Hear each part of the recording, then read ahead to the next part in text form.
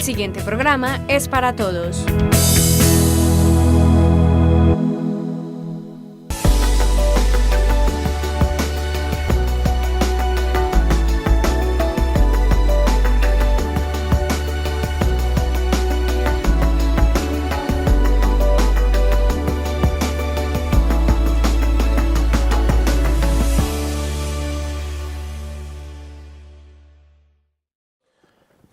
Televidentes de Tinteando con la Firma, buenas noches. Nuestro tinto de hoy no lo vamos a tomar con el psicólogo y profesor César Ceballos, con quien vamos a tocar el tema de por qué vivir vale y cuesta.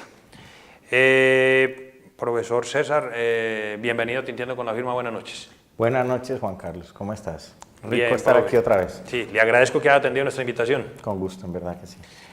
Profe, ese tema de por qué vivir vale y cuesta se puede asociar con ciertos refranes que dicen que no se puede reír sin haber llorado, que después de la tormenta viene la calma. ¿Se puede asociar con ese tipo de cosas? Claro, por supuesto que sí, Juan. La experiencia de la vida es un asunto que para muchos resulta dramático. Muchas personas desde que nacen experimentan de manera particular muchas dificultades. Otras de pronto han tenido la fortuna de vivir una vida tranquila, ¿cierto? En la experiencia mía como psicólogo y como maestro acompañando a muchas personas, he tenido la oportunidad de encontrarme con familias, jóvenes, niños, adultos, que llegan a un punto de la vida en el cual a veces sienten que han perdido la motivación o la fuerza o la voluntad de querer seguir adelante. Sí. Con ciertas circunstancias. Entonces, se les presenta a ellos un dilema y esa pérdida de motivación suele generar depresión, tristeza y de pronto empiezan a llegar algunas ideas que no son nada buenas para ellos. En la experiencia mía acompañándoles ha sido interesante ver que siempre existe una posibilidad y esa posibilidad es encontrar un sentido a esa experiencia dolorosa. Y cuando las personas logran sacudirse un poco ese dolor y hacen la apuesta a encontrarle un sentido y a partir de ese sentido ser un poco creativos con la experiencia difícil, empiezan a salir adelante, ¿sí? Claro. Es un asunto en el que se requiere cierta voluntad.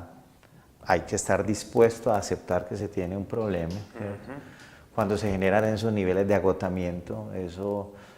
la vida le está hablando a uno, ¿sí? Sí, está hablando con relación a que tal vez no se puede seguir haciendo lo mismo que se ha estado haciendo o no se puede seguir viendo la vida de la misma manera como se está viendo y que es necesario hacer un cambio. Entonces, ese vivir vale, sí, vale la pena vivir, pero cuesta en el sentido en que hay que hacer voluntariamente un esfuerzo para salir y generar cambio, ¿cierto? Entonces... vale la pena, ¿no? Intentar. Ojalá la gente, cuando esté en ese estado, busque ayuda, ¿no? No se quede sola o encerrada sin hablar con nadie. La clave es poder buscar apoyo y empezar a hablar con alguien, un profesional, preferible de la salud mental, un psicólogo, un médico, que le pueda acompañar. Porque de hecho hay muchas personas que tienen este tipo de situaciones y son muy introvertidas, todo lo guardan, ¿sí? No lo quieren divulgar con otro tipo de personas. Eso es uno de los problemas que muchas veces resulta el primer gran reto, tanto para las familias como para la misma persona, ¿no? Viven en una sensación de agotamiento o de dolor o de frustración o de pérdida de motivación y se encierran en sí mismas y no encuentran quizás a alguien que sea capaz de ayudarles a abrir esa puerta para conversar con relación a eso que les pasa. Entonces, para las familias es un reto muy grande, para los padres, para los maestros, para los psicólogos, para todos en general. Es un reto muy grande poder ser sensible a esas personas y a esos signos que muestran estas personas. Un decaimiento quizás permanente, un estar encerrados en sí mismos, un hablar poco, un cambio particular en las rutinas de vida. Antes de pronto eran trabajaban, salían, estudiaban, hacían deporte y de un momento a otro se encierran, no salen, no hacen deporte, no se comunican, se ven un poco hostiles a veces, o se ven llorando, o se ven con un estado de ánimo bajo. Entonces, esos son signos de alerta para que la familia y las personas cercanas, amigos, le digan, hombre, ven, ¿qué te pasa? Ven, hablemos, ¿qué te puedo ayudar? Y es el momento del reto en donde la persona tiene que pagar también. Eso es lo que cuesta. Va a costar tener que confiar en alguien, hablar y tal vez aceptar que se requiere una ayuda más allá de un amigo y que eso signifique ir a donde un profesional, ¿no? Bueno, hay situaciones personales que para usted son de mucho valor, ¿sí? Para mí son algo normal. Me refiero a lo siguiente, hay personas que la situación económica es mala, pero ellos están con unos ánimos tremendos y vamos a salir adelante y de esta tenemos que salir, ¿sí? Y otras que una situación de esas las lleva inclusive hasta un intento de suicidio. La pregunta es la siguiente, este tipo de situaciones son más recurrentes en una clase social alta, de un poder adquisitivo bueno, o son más recurrentes en la clase popular, digámoslo así. Juan, eso no sé, pues, es muy difícil de responder, ¿no? Sí. O sea, se ve en todo. Seguramente hay estudios, no los tengo ahora, no tengo la referencia de esos estudios, pero lo que sí sabemos desde la psicología es que los sentimientos de desesperanza, la angustia, la depresión, la ansiedad y la frustración que se genera en algunas personas cuando tienen un problema como el económico, puede llevarlo a tomar decisiones incorrectas tan graves como esa que usted nombra. Y es un asunto que es constante en el sentido en que se da en todos los grupos, sociales, ¿no? Yo trabajé y trabajo aún con personas que son de todos los estratos socioeconómicos en Medellín, pero trabajé durante un tiempo con personas de estratos menos favorecidos, que estaban básicamente en la pobreza extrema. Uno puede ver familias que tienen un tesón y una voluntad de salir adelante, que aunque se pueden experimentar ciertos sentimientos de frustración, angustia o tristeza, se sobreponen, pero también ve en esos estratos personas que entran en estados profundos de desesperanza y que toman acciones bastante autodestructivas. Entonces, lo mismo ocurre con personas de estratos altos. Yo pienso que en términos culturales, pues se hace mucho ruido con unos y no se hace mucho ruido con otros, ¿no? Entonces, usualmente la sociedad tampoco prefiere no hablar mucho de eso, ¿no?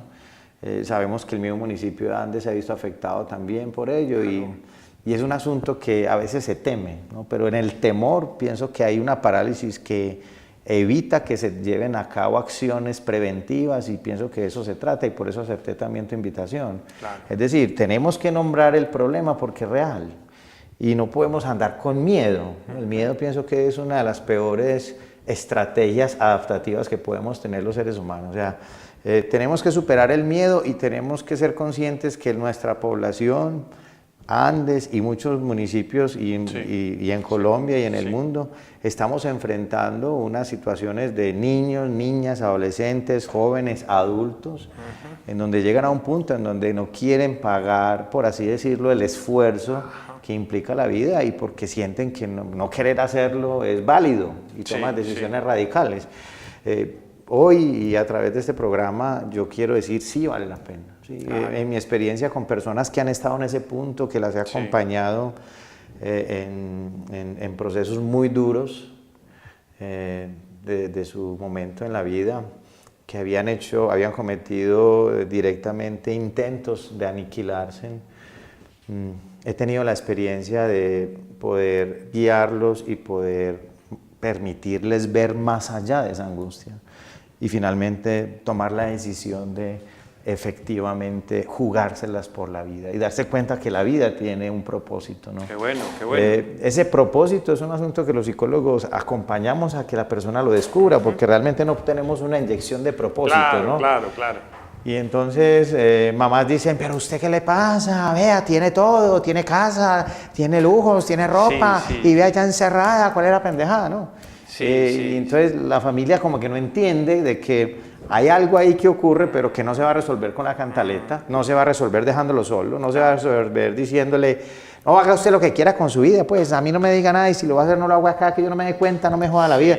No, se trata de que como familias, como seres humanos, entendamos que ese dolor implica un acompañamiento, implica un afecto, implica abrir el corazón de uno a esa otra persona, implica acercarse de una manera auténtica, implica reconocer el estado en el que esa persona está. O sea, no ganamos nada desvirtuando el dolor que esa persona tiene.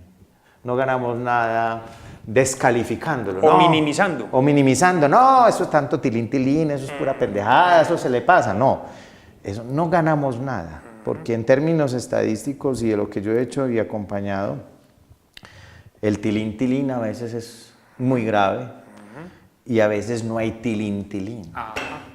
No hay tilín. Sí, Entonces hay que estar atentos a como familias, como amigos, como hermanos, como profesionales, a ser receptivos a la condición de esa persona, a leerlos, a acogerlos, a darles una mano y que pese a que ustedes de afuera, familia, mamá, papá, hermano, hermana, usted vea todo muy distinto, es respetar y comprender que esa persona tiene dentro de sí mismo una percepción distinta de la realidad que lo está agobiando. Y eso requiere trabajo, eso requiere afecto, eso requiere acompañamiento, eso requiere una actitud compasiva, eso requiere un espíritu amigo, no un espíritu descalificador. Y eso pasa, para cerrar la pregunta, eso pasa en todos los estratos, eso pasa con personas de alto nivel socioeconómico. Y pasa con personas también que no tienen necesariamente un buen nivel socioeconómico. Bueno, dos preguntitas, la una. Hay un refrán que dice por ahí, es una palabra como dura, hombre, este muchacho nació con estrella y aquel otro nació estrellado. ¿Sí? Esa una. Y la otra pregunta, profe, es, usted habla de afecto, la intuición de un papá, usted que es padre de familia también, influye bastante para que él vea en ese muchacho cierta situación que puede llevar a que indague a ver qué es lo que está pasando. Sí, la primera, que hay unos que nacen con estrella y otros estrellados, pienso que es un dicho demasiado cruel. Sí. Es cierto que uno ve personas que parece que la vida no les funciona, que patinan, ¿no? Claro. Pienso que en la existencia humana estar cerca de estas personas es una oportunidad para aprender de ellos y también para darles una mano para que no patinen tanto. A veces, no, muchas veces las personas que patinan tanto es porque realmente no han encontrado o el lugar o la persona o el vínculo que requieren para empezar a engranarse en la vida de una forma diferente. A veces tienen que aprender a través del dolor y es una experiencia que para los seres humanos resulta a veces muy indeseable. Hay un psiquiatra judío famoso, Víctor Frank, que ya se despidió de nosotros hace un poco más de 10 años. Víctor Frank fue un judío que pasó por el campo de concentración, el peor campo de concentración en Auschwitz, ¿cierto? Entonces usted podría decir, no, pues el que llegó a Auschwitz se va a morir, no, pues eso ya es claro. Víctor Frank, como psiquiatra, vive la experiencia terrible de Auschwitz y la miseria de lo que es la absoluta anulación del valor del ser humano que hicieron los nazis con los judíos. Y escribe un libro a partir de esa experiencia que se llama El hombre en busca de sentido. Es un libro pequeño, pero muy, muy interesante, donde él básicamente responde una pregunta, dice, ¿quiénes sobrevivimos en Auschwitz? Y él dice, sobrevivimos los que pese a que nos hayan anulado todas las libertades y todos los derechos que los nazis hicieron, descubrimos que adentro seguíamos siendo hombres libres. Y esa lección de sentirse libre, aunque afuera todo fuera oscuridad y miseria y maltrato y muerte, pese a ese entorno absolutamente contrario, lo llevó a descubrir una elección de vida, ¿sí? Y eso es lo que vale, ¿no? Eso es lo que cuesta. Sobrevivimos aquellos que fuimos capaces de darnos cuenta que pese a eso seguíamos siendo libres de elegir y de tomar una posición frente a ese sufrimiento. Entonces, el sufrimiento es formador. Sí, sí. Las personas que huyen del sufrimiento pierden una gran oportunidad de aprender. Y no me refiero a que hay que buscar el sufrimiento, pero que hay que reconocer que la frustración, el límite o aquello que genera cierto sufrimiento es una oportunidad para crecer, no para morirse, sino para crecer a partir de ahí. Entonces, frente a esa frase, yo diría, no, pensemos mejor que hay unos que nacen con estrella y hay otros que necesitan otra estrella que les ayude. Otros que necesitan a alguien que les apoye para descubrir en ese sufrimiento una oportunidad de crecimiento. Y frente a lo segundo, la intuición de los padres pienso que es un don maravilloso de la vida. Los psicólogos se supone no debemos de creer en la intuición. La psicología dice, pues la psicología con un interés científico, que hay que superar la intuición, el saber popular y entrar en el mundo de la ciencia. Pero hoy en día, a través de avances importantes de estudios en psicología, como la psicología positiva, como el mindfulness y otra serie de disciplinas, nos hemos dado cuenta que realmente existe algo desde la emoción, que llamamos inteligencia emocional, que parece darle a las personas un nivel de inteligencia más profunda que es intuitiva, ¿sí? No es la inteligencia racional solamente, sino que es una inteligencia con un alto componente emocional. Entonces, esa intuición corresponde a una capacidad integrativa de la conciencia de los seres humanos para unificar la mente con las emociones, ¿sí? Que es parte como del dilema de la vida también.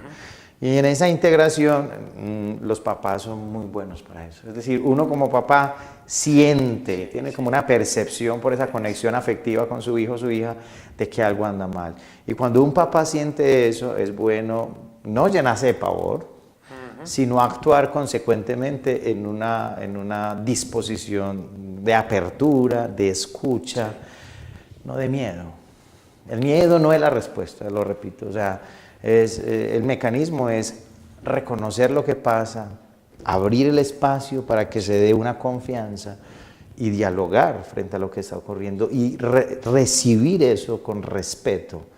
A veces nosotros los papás somos muy respetuosos con los hijos, o sea, creemos que podemos martillarlos y martillarlos y martillarlos y porque lo sabemos todo, ya lo hemos visto, es que yo ya pasé por tu edad, es que yo ya sé qué es eso. No, es comprender que la experiencia de esos muchachos, de nuestros hijos, son únicas en el tiempo, en el espacio, en el momento en el que se da y que debemos ser receptivos a ellos y debemos de escucharlos y acogerlos con esa experiencia tal como es. Y ahí seguramente vamos a tener una oportunidad de ayudar. Claro. Muchas de las personas que lamentablemente toman la decisión de irse antes de tiempo y de no enfrentar y pagar el costo que implica vivir, muchas veces están profundamente solas. Y pueden tener mucha gente alrededor, pero no hay nadie que se haya articulado a ellos con una actitud de escucha verdaderamente acogedora y sin juzgarlos, sino con una actitud de escucha. Entonces lo mejor que podemos hacer por nuestros muchachos, los profesores, los padres, las instituciones, es disponernos para esa actitud de escucha. Pero, profe, le hago una pregunta. ¿Lo escuchó usted hablando en este momento y se me viene la idea de que muchos amigos de esta persona fungen también inclusive como psicólogos, porque si los padres no tienen la intuición de la que hablábamos, estas personas pueden depositar en ellos cierta confianza en esas amistades y ellos pues fungen como psicólogo, como un psicólogo positivista para hacerles entender un poco eso de que vivir vale.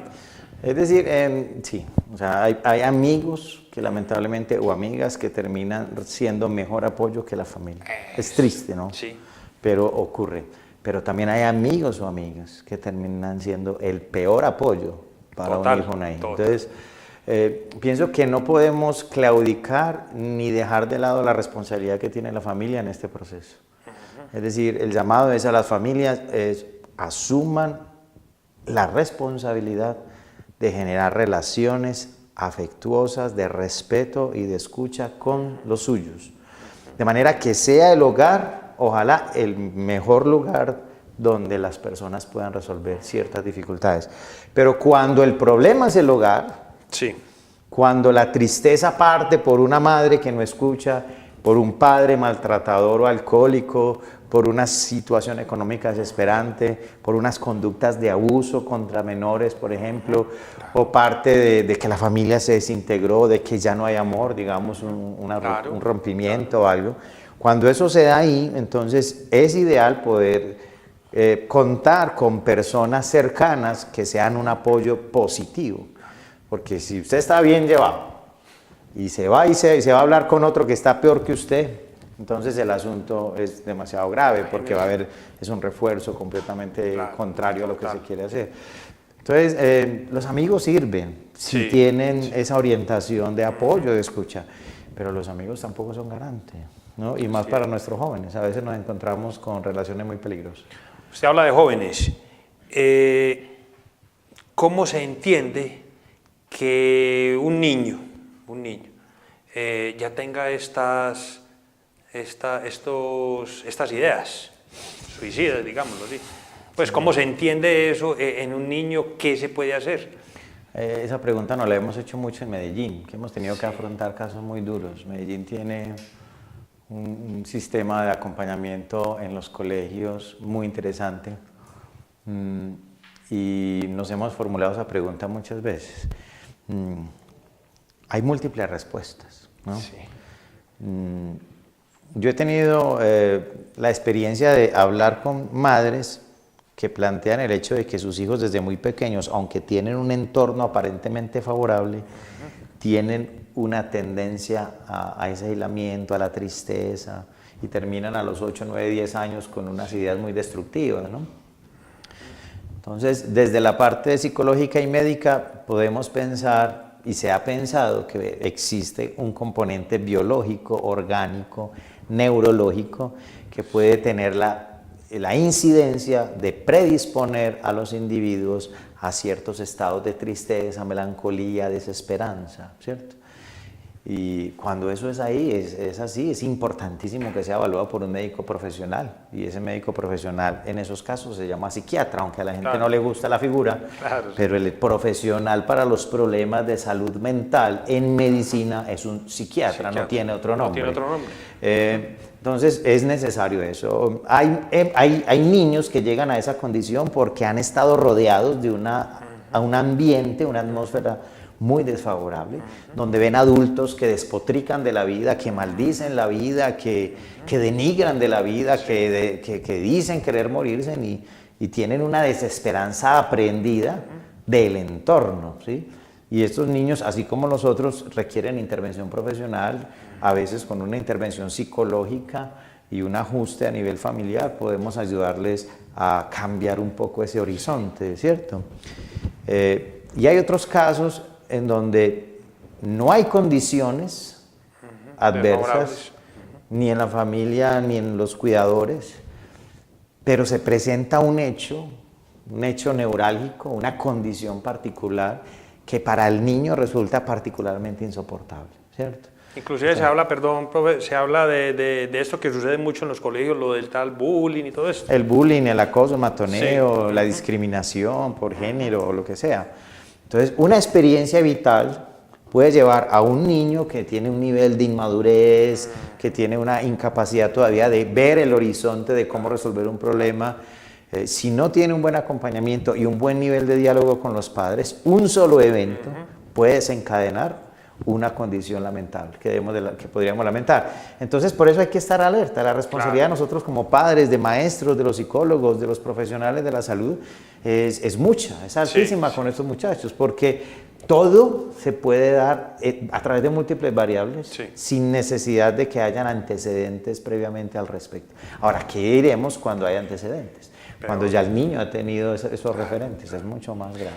Bueno, profe, resulta de que el muchachito, como lo dice usted, nunca ha tenido situaciones desfavorables, pero el hombre es muy introvertido, el hombre es muy callado, entonces dice, no, es que ese tiene los genes del papá, es que el papá también es así. ¿Se puede hablar de que este tipo de situaciones también se heredan?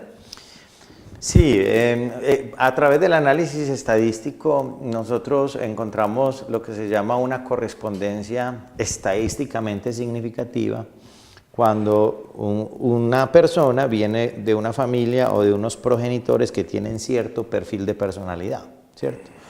Entonces se ha observado que puede existir una tendencia que puede tener un componente, por un lado, biológico, hereditario, pero que es reforzado por las condiciones ambientales, la crianza, el nivel de relación con los padres, el tipo de vínculo, la calidad de los afectos, la manera de manejar los premios y castigos, el manejo de la norma, una cantidad de factores externos, los medios de comunicación, qué cosas ve, qué juega, con quién anda. Entonces, sí, yo reitero, hay elementos que nos han llevado a pensar que puede haber cierta predisposición. Cuando yo soy médico o soy psicólogo o soy psiquiatra y empiezo a indagar la historia de un niño o de un adolescente y me dicen que tiene una madre depresiva, que tiene una tía que estuvo hospitalizada y no saben por qué, que un tío por allá quiso acabar con su existencia, esos son marcadores que uno dice, ojo, aquí hay como algo en la familia que puede ser un hilo conductor. Y cuando uno evalúa los elementos propios de la crianza, del ambiente, del desarrollo, encuentra otros indicadores que pueden significar un signo de alarma, ¿no? ¿Qué es lo importante, familias? Lo importante, familias, es que busquemos apoyo. O sea, la vida vale, en verdad. Claro. Yo quiero terminar esta partecita con algo que no quería dejar de nombrar. En mi experiencia de acompañamiento a pacientes que tienen esa desesperanza y esa desazón, tuve la experiencia de conocer a alguno que en alguna ocasión me contó de algo que le empezó a ayudar y yo empecé a explorar eso y lo utilicé con otros pacientes y fue muy valioso.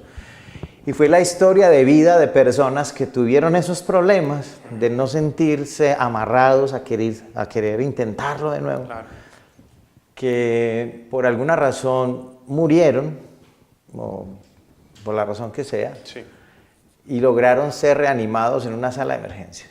Y personas que tomaron muy malas decisiones, pero que lograron ser reanimadas en una sala de emergencias. Estas personas que llegaron a ese punto de casi muerte han sido estudiadas por una serie de psicólogos y psiquiatras en el mundo en los últimos 30 años, y hay relatos interesantes, muy interesantes de ellos, en donde existe una constante particular. Y es que al vivir esa experiencia de casi muerte, estas personas vuelven con una motivación de no volver a repetir eso, sino de comprometerse con la existencia. Todo lo contrario.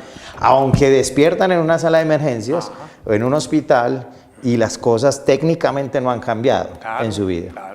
Pero esas personas relatan y están en internet y cuentan cómo descubrieron que la vida sí tiene un propósito. Entonces, ¿qué se dio en ese punto? No es un asunto que podamos tratar ahora, pero lo que sí es claro es que hay personas que ante esa situación tienen como la oportunidad o han tenido la experiencia de vivir algo que genera un cambio de 180 grados y dicen, yo ya no quiero morir. Yo realmente quiero enfrentar la vida con lo que la vida me tiene. Y como lo dice usted, despertando en una sala de urgencias y todo eso. Con todas las condiciones que tienen. Entonces, es un asunto en el que hay que comprender que es un problema complejo, que implica un compromiso de toda la sociedad, o sea, de los entes gubernamentales, de las secretarías de educación, de las secretarías de salud, de los gobiernos municipales, para comprender de que hay que generar acciones para sensibilizar a las personas frente a la necesidad de afrontar de manera constructiva la existencia, de descubrir posibles soluciones a sus problemas, de facilitar esas soluciones desde los diferentes estamentos, familia, escuela, ¿sí? Y de construir conjuntamente una cultura de defensa de la vida. Nuestros chicos lo necesitan, claro. Nuestros jóvenes lo necesitan, los adultos lo necesitan, porque pienso que todavía estamos a tiempo, ¿sí? Pero si no hacemos eso, o sea, si no nos integramos y unimos esfuerzos, todos, para generar esa cultura, yo pienso que vamos a tener que padecer cosas muy, muy desafortunadas. Bueno, ya para terminar, profe, porque con usted el tiempo como que se va volando en televisión. Todos. Existen, en Medellín existen programas, pero en estos municipios que son de escasos recursos, también existen ese tipo de trabajos con los diferentes colegios. Juan Carlos, yo desconozco un poco eso, pero lo que yo puedo decir es que vale la pena que la administración municipal, que la Secretaría de Educación, los líderes y los rectores y los maestros vean las experiencias de otros municipios y otras ciudades, claro. ¿Cierto? Yo no sé qué hay acá, sí. Debe haber algo, ¿no? Pero lo que sí es importante es que todos tenemos que integrarnos a través de la experiencia que se ha vivido en otras partes del país y del mundo. Medellín tiene una guía, sí, para la atención de esa clase de dificultades, desesperanza, depresión de los muchachos en los colegios. Sí. Tiene un sistema de trabajo muy interesante. Hay material en internet buenísimo de apoyo. Como lo hay para malo, los maestros, sí, hay malo también, pero para los profesionales de la salud, para los profesionales de la educación, para nosotros los psicólogos hay material muy bueno que nos permite conocer esas experiencias y aplicarlas ajustadas a nuestro entorno y a nuestra realidad. Es una responsabilidad, como decía ahora, que todos tenemos que asumir.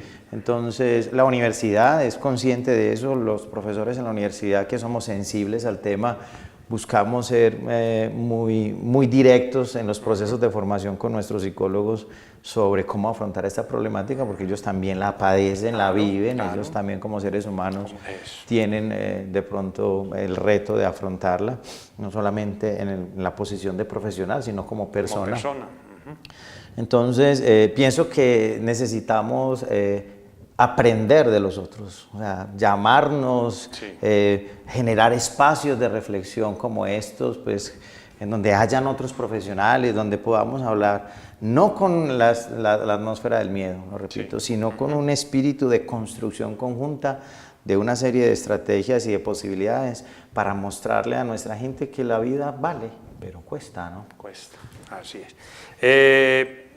Profe, le agradezco que atendió nuestra invitación. Qué tema tan interesante, y con usted podríamos quedarnos sentados aquí horas. No, pues imagínese. Vale la pena. Como que hablo mucho, ¿no? No, está muy bien, interesante, claro que sí. Televidentes, buenas noches y hasta un próximo programa.